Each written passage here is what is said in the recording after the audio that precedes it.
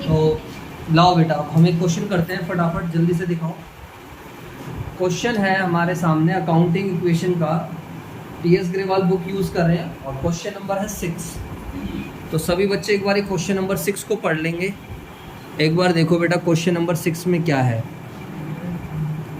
ये रहा। ठीक है, क्वेश्चन दिख गया सब बच्चों को? Started business with cash, credit purchase, depreciation, purchase वगैरह ये सब कुछ। अब 1 बाय 1 करके मैं पढ़ूंगा, ट्रांजेक्शन स्कोर करना स्टार्ट कर देंगे। हाँ सर बिल्कुल क्लियर बात है, नो प्रॉब्लम। आइए जी आइए, फटाफट आओ सारे बच्चे। ठीक है बेटा, क्लियर?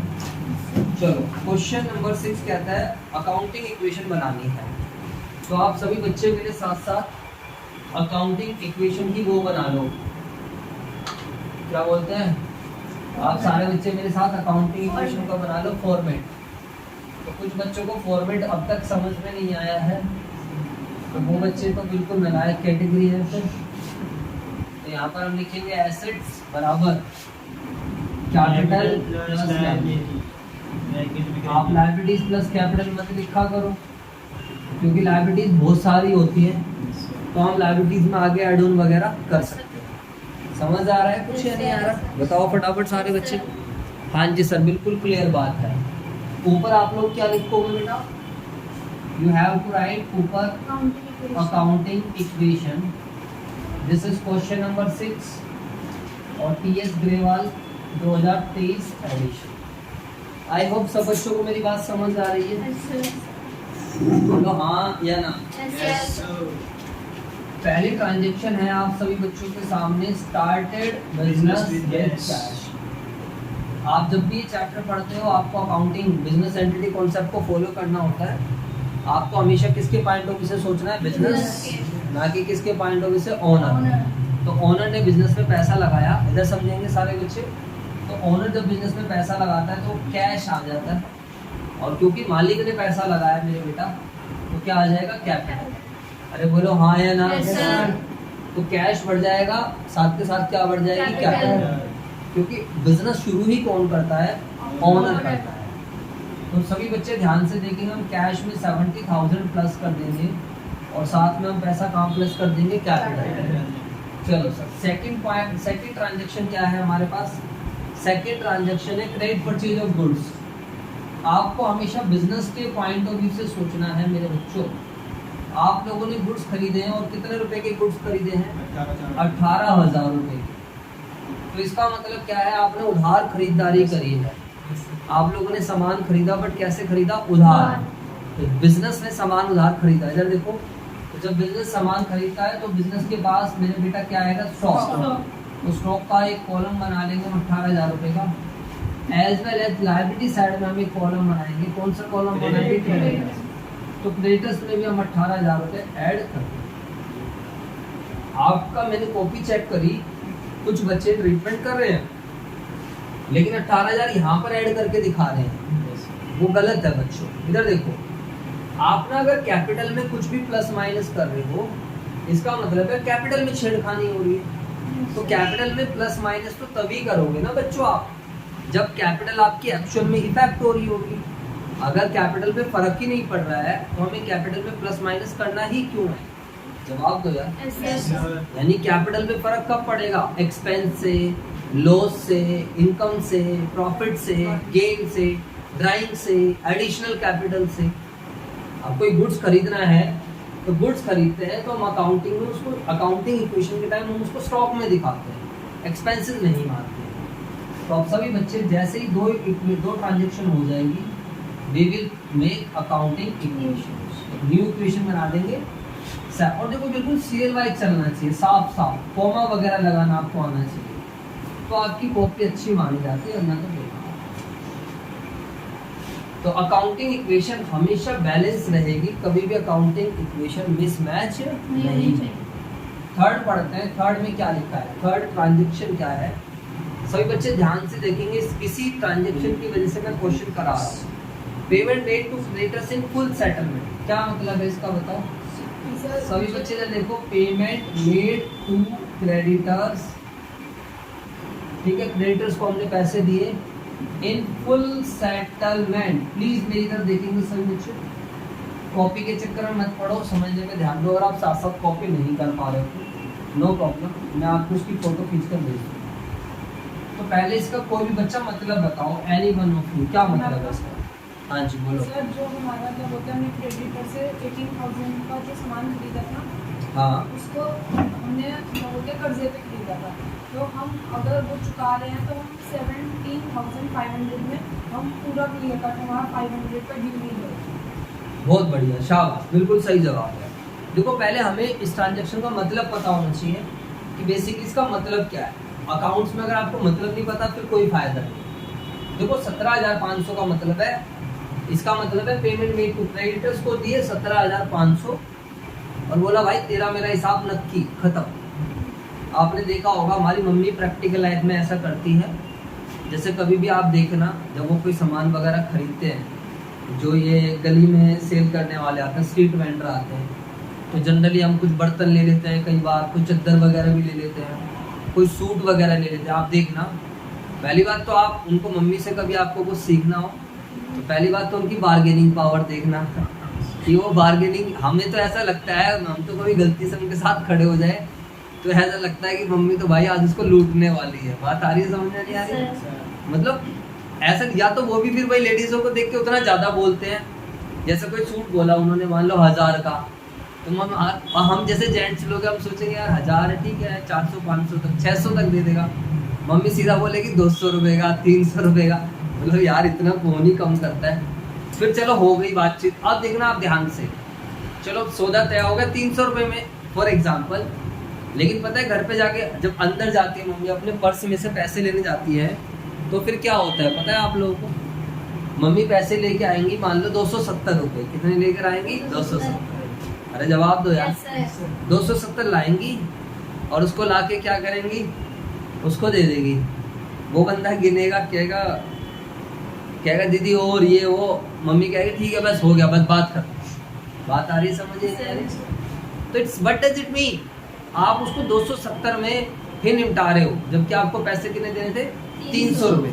कई बार हम भी ऐसा करते हैं, 520 का बिल बना, हमने उसको 500 रुपये दिए, नक्की कर दिया, कोई दिक्कत नहीं है। बात आई समझिए? राउंड फिगर में। तो that is the meaning of full settlement. Full settlement का मतलब है तेरा और मेरा हिसाब पूरा क्लियर हो गया। नाम पे चले जाओ, इधर देख लो, नाम पे चले जाओ। मैंने सामान खरीदा था उससे, मैंने कहा ये भाई 17,500 पकड़, तेरा मेरा हिसाब क्या हो गया? क्लियर हो गया।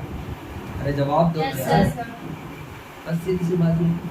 तो अब एक बात हो, 17,500 रुपये आपने दिए, तो आपकी जेब से पैसे कितने गए? 17,500। तो कैश तो कितने का गया है? 17,500। लेकिन आपकी जो कर्जा है बेटा, कर्जा पूरे 18,000 का खत्म हुआ।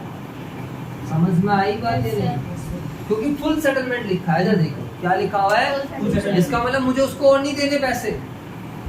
अगर मुझे उसको और देने होते ना बाद में, तो मैं यहाँ लिखता 17,500, फिर 500 का कर्जा बच जाता। अरे बोलो यार। तो फिर फुल सेटलमेंट वाली बात कहाँ रहेगी? फुल सेटलमेंट का तो क्या मतलब है? अब और पैसे तेरा मेरा हिसाब नक्की। तो इसका सिंपल सा मतलब है 17,500 रुपये देकर हमने कितने का कर्जा खत्म कर लिया? 18,000। अरे जवाब दो। अगर 17,500 देकर आपका 18,000 का कर्जा खत्म होगा, तो मुझे बताओ कंपनी का या बिजनेस का फायदा हो रहा है, नुकसान हो रहा है? फायदा हो रहा है या नहीं हो रहा है? कितने का फायदा हो रहा है? 500 रुपये का फायदा हो रहा है। जवाब दो यार। फायदा किसका होता है? ओनर का। अरे बोलो भाई। सारे प्रॉफिट और लॉस किसके होते हैं? ओनर के। फायदा ओनर का, तो ओनर की कैपिटल में क्या होगा? 500 रुपीज है। ऐसे आपको सोचना पड़ता है। ये मैं आपके हिंट के लिए समझा भी रहा हूँ। ऐसे ये नहीं भी लिखोगे पेपर में तो चलेगा, लेकिन आपको चीजें आनी चाहिए। आई होप आप लोगों को मेरी बात समझ आई होगी। नहीं आई तो यू में आस्क। अब न्यू इक्वेशन क्या बनेगी बताओ? 70 में से 7 ये 0 0, 10 में से 5 गए 5, 14 में से 7 गए 7, 6 में से 1 गया 5, है ना? यहाँ तो गलत लग रहा, वही नहीं कहूँ 14 कहाँ से आया? 2 में 7 गए 2।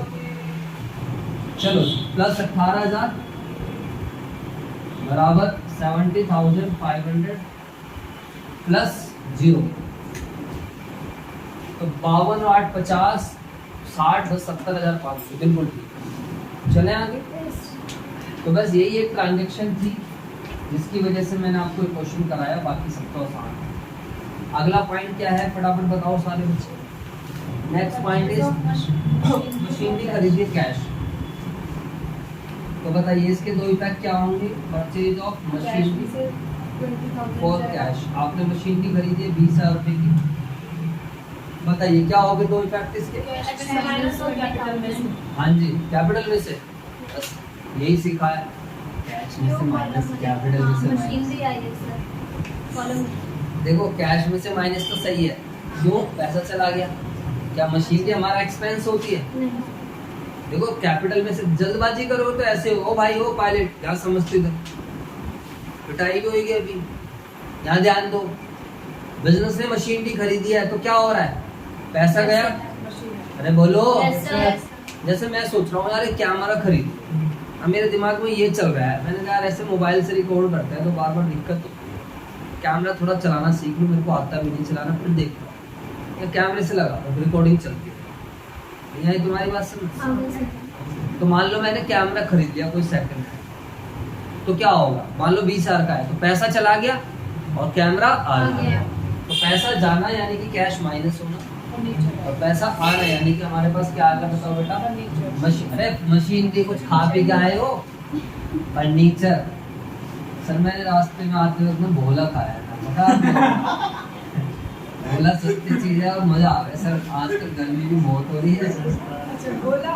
अरे भोला, भोला नहीं, भोला क्या होता है? अरे भोला होता है, गोला तो तुम ही जानो भाई। भोला टोपी होती है, कभी खाना मजा आ जाएगा, इधर देखेंगे 500। अच्छा दोनों सर, भोला तो ठीक है वैसे, सस्ती आती है, एक 2 रुपए की आती है, 3 रुपए की आती है। 3 रुपए। तुम्हें बड़ा एक्सपीरियंस है भाई साहब। सर वाली ने ली थी।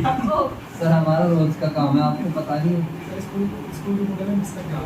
अच्छा चलो बेटा ठीक है, इसे खाना वाना मत, वैसे ये नशा रहता है इसके अंदर, आपको ये नशा चढ़ जाएगा। ठीक है बच्चों, कभी हाथ बोलो यार आज दुकान पे आके पता करते हैं।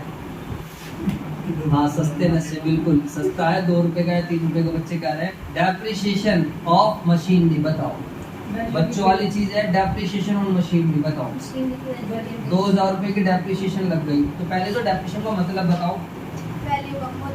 जब हम किसी एसेट्स को यूज करते हैं तो एसेट्स को यूज करने से उसकी वैल्यू में क्या आती है, गिरावट। जैसे मैं फोन को यूज कर रहा हूँ, रोज डेली यूज हो रहा है, तो थोड़े बहुत दिनों बाद ही क्या है भाई मेरी लाइफ खत्म हो गई। समझ में आई बात है। तो एसेट को यूज करते हैं तो उसकी वैल्यू में गिरावट आती है, तो डेप्रिसिएशन है हमारी एसेट्स की वैल्यू को कम करेगा। मशीनरी पे 2,000 की डेप्रिसिएशन लगी, तो सबसे पहले मशीनरी में से माइनस कर देंगे। दूसरा ये हमारा एक्सपेंस भी है, दूसरा ये हमारा एक्सपेंस है, और एक्सपेंस आप सभी बच्चों को पता है कैपिटल को भी क्या करता है, कम करता है। समझ आया है कुछ नहीं है? अरे जवाब दो यार।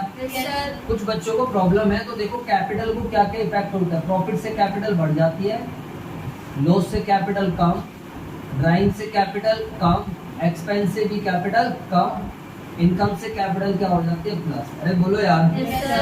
तो ये आ जाएगी आप लोगों की न्यू इक्वेशन। तो बात यहीं पर खत्म हो जाती है, क्वेश्चन तो ये आ जाएगा 32,500 जमा का 18,000 जमा का 18,000 बराबर बराबर 68,500। आप इसका टोटल चेक कर सकते हो, 36 और 32 68,500, बिल्कुल सही। समझ आया कुछ है नहीं? तो बच्चों ये 2 ट्रांजेक्शन थी जिसकी वजह से मैंने आपको पूरा फुल फ्लैश क्वेश्चन आपको करा दिया। तो प्लीज़ आप सभी बच्चे जल्दी से इसको कर लीजिए कॉपी।